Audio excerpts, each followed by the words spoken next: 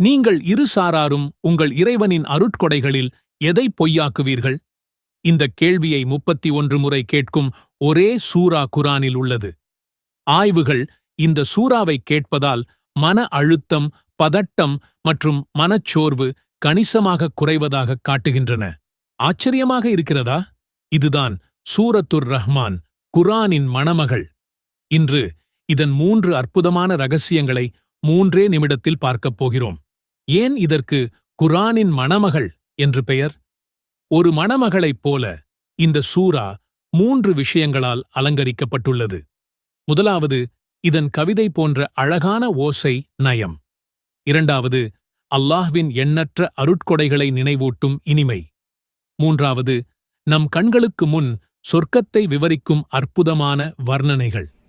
இந்த 3ம் சேர்ந்துதான் இதை குரானின் மகுடமாக மாற்றுகிறது.